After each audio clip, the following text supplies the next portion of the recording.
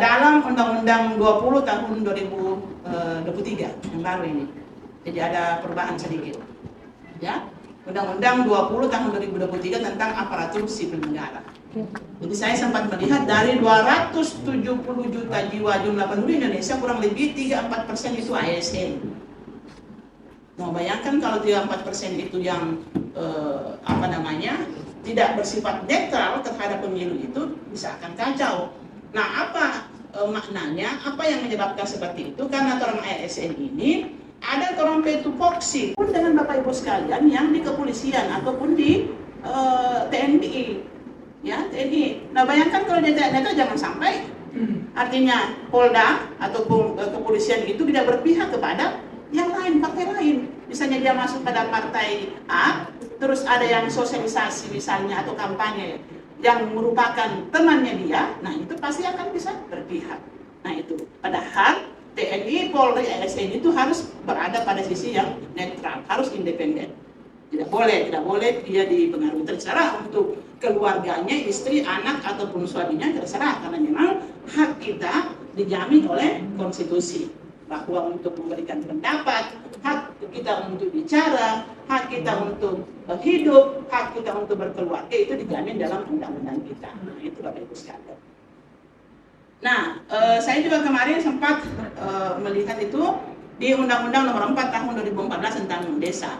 Aparat desa juga itu kumtua, sangadi, apa kalau di Bolmong panggil apa? Ayahanda, ada ayahanda kan panggil kepala desa itu.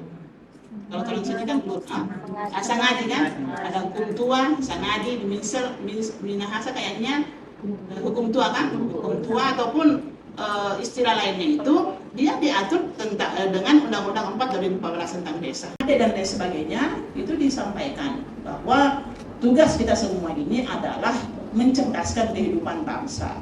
No, mau jadi cerdas itu ya orang harus bekerja dengan baik. No, saya backgrade Bu, kenapa backgrade?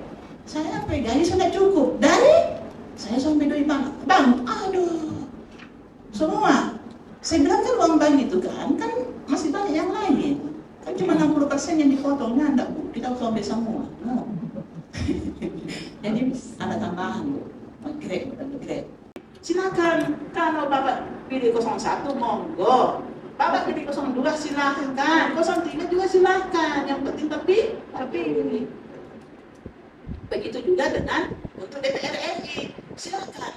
Saya kemarin waktu di saya sampaikan begini, Bapak Ibu sudah punya belum? Data belum siapa-siapa yang mau dipilih?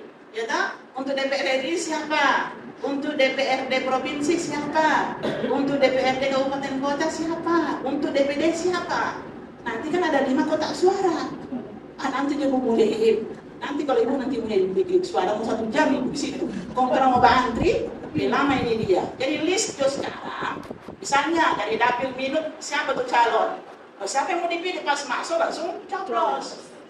Nah, kalau presiden mungkin ada semua. Misalnya ini, tidak tahu 0 berapa sama ini dia di tempat ini, 01, 2 atau 3. Tapi untuk DPR RI siapa?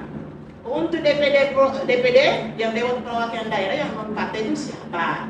Kemudian DPRD untuk provinsi yang nanti akan menyuarakan orang aspirasi ke pusat. Begitu pun juga DPRD kabupaten untuk minut itu siapa? Orang pilih yang baik, yang pun pilih itu yang melompat pun cuma datang duduk tidur, ya mengorok, mau bikin apa? Ya kan, orang mau itu, orang bahwa aspirasi untuk masyarakat minut itu orang sampaikan di dewan. Nah sehingga orang juga di minut ini ya orang lebih sejahtera, ya kan begitu. Itu namanya seperti itu begitu kan. Makanya tidak mungkin orang sama di minut ini mau jadi anggota DPR. Tidak mungkin tak?